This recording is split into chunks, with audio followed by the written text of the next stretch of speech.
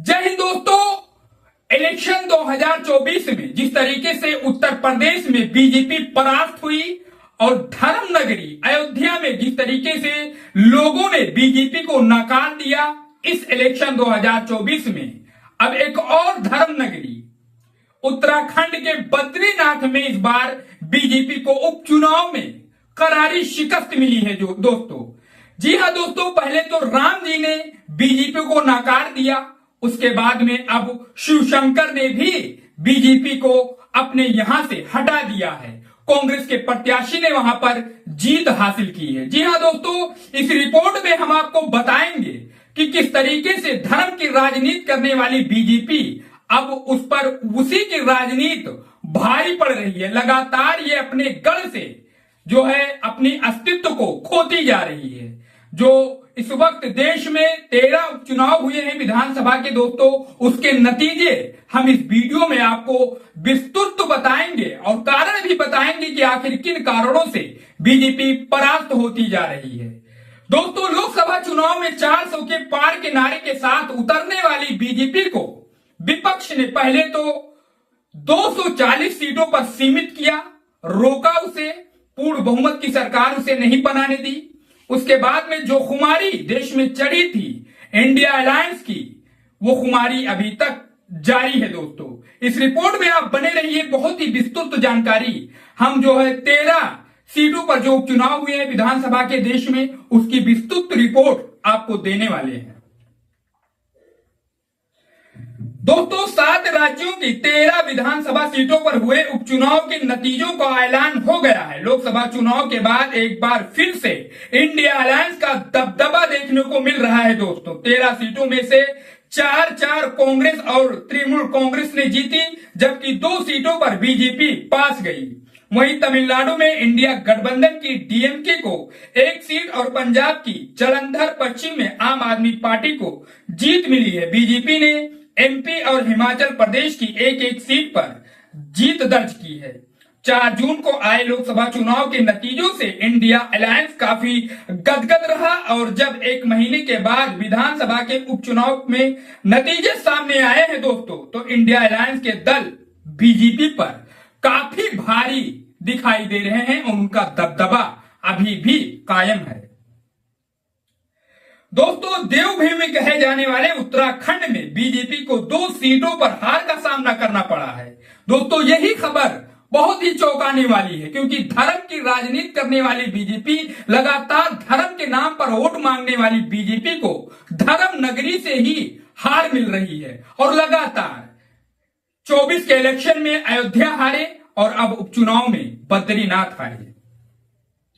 दोस्तों, अयोध्या के बाद बीजेपी एक और धर्मस्थल बद्रीनाथ हार गई है। यहां पर कांग्रेस के लखपत सिंह बुटोला ने बीजेपी के राजेंद्र भंडारी को लगभग 5000 से भी ज्यादा वोटों से हराया, जबकि उत्तराखंड की मंगलौर विधानसभा सीट पर भी कांग्रेस ने कब्जा किया है। उपचुनाव के नतीजों को देखने से अब ये साफ है कि लोकसभा चुनाव का असर अभी भी देश में देखने को मिल रहा है। राजनीतिक एक्सपर्ट का मानना है कि जिस तरह लोकसभा चुनाव के नतीजे आए थे और उससे विपक्षी दल को काफी बूस्ट मिला है। एनडीए के लिए 400 पार का दावा करने वाली बीजेपी को 240 सीटों पर रोकने के बाद विपक्षी गठबंधन इंडिया अलायंस ने और इंडिया अलायंस के नेता इस वक्त फ्रंट फुट पर बैटिंग कर रहे हैं। दोस्तों, नेता विपक्ष राहुल गांधी ने संसद में जोरदार भाषण दिया। उसके कुछ ही दिनों के भीतर उन्होंने गुजरात, यूपी, मणिपुर जैसे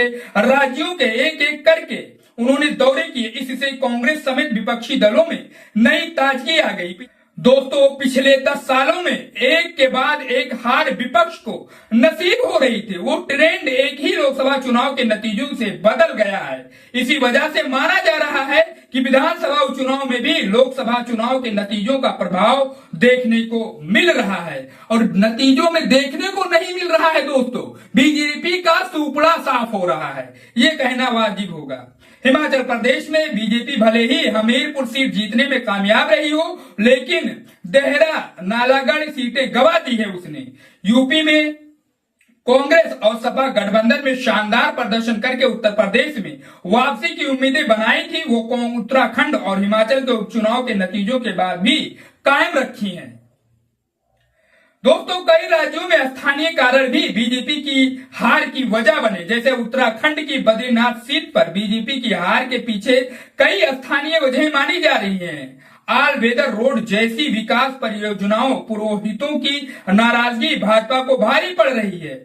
इसी तरह उत्तराखंड में भी विकास प्रोजेक्ट के लिए पेड़ों व जंगलों का काटे जाने के खिलाफ विरोध प्रदर्शन होते रहे हैं। वहीं पंजाब में आम आदमी पार्टी से बीजेपी में आए शीतल अंगुराल को जनता की नाराजगी का सामना करना पड़ा है। जालंधर पश्चिम विधानसभा सीट पर शीतल आम आदमी पार्टी से विधायक थे, लेकिन लोकसभा चुनाव के बाद वे बीजेपी में शामिल हो गए थे। चुनावी नतीजों से साफ है कि आम आदमी पार्टी से बीजेपी में शीतल का जाना जनता को पसंद नहीं आया। दल बदलने का सिस्टम जनता को पसंद नहीं आया और उन्होंने आम आदमी पार्टी के कैंडिडेट मोहिंदर भगत को बड़ी जीत दिला दी।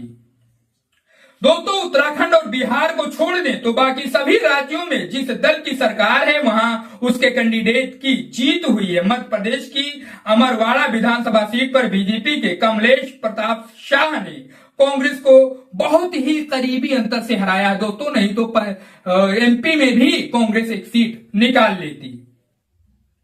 मध्य प्रदेश में अभी बीजेपी की सरकार है और ये राज्य लंबे अरसे से भगवा दल का गढ़ माना जा रहा है। वहीं पंजाब की एकमात्र उपचुनाव वाली जालंधर वेस्ट सीट में आम आदमी पार्टी की जीत हुई। यहाँ भी पिछले 2 साल से ज्यादा वक्त से आम आदमी पार्टी की सरकार है। इसके अलावा पश्चिम बंगाल में ममता बनर्जी ने बिल्कुल क्लीन स्वीप किया है दोस्तों, वहां किसी की कोई दाल नहीं गली है।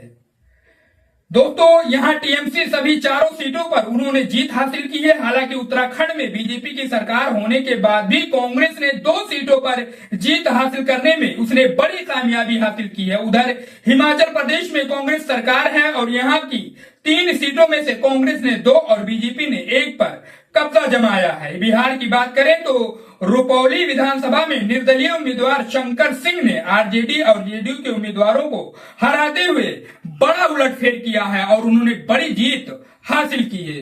जी हाँ दोस्तों, आपने पूरे रिपोर्ट को देखा होगा कि किस तरीके से जो पूरे देश में 13 विधानसभा के उपचुनाव हुए उसमें बीजेपी का हाल क्या था और अयोध्या से जिस तरीके से लोगों ने उनको नकारा और जिस तरीके से वो राम के नाम पर वोट मांग रहे थे, इसी तरीके से बद्रीनाथ में भी लोगों ने इन्हें नकार दिया है और एक और धर्म नगरी जो उनकी गढ़ कही जाती थी उसको ये गंवा चुके हैं। वैसे इस पूरे रिपोर्ट पर आपकी क्या राय है, अपनी राय हमें कमेंट बॉक्स में जरूर बताइए। वीडियो अच्छा लगा हो तो चैनल को जरूर सब्सक्राइब करो, क्योंकि हम आपके लिए ऐसी ही देश और प्रदेश की सच्ची पॉलिटिक्स की खबरें लाते रहते हैं। मिलते हैं नेक्स्ट वीडियो में, तब तक के लिए जय हिंद, जय भारत।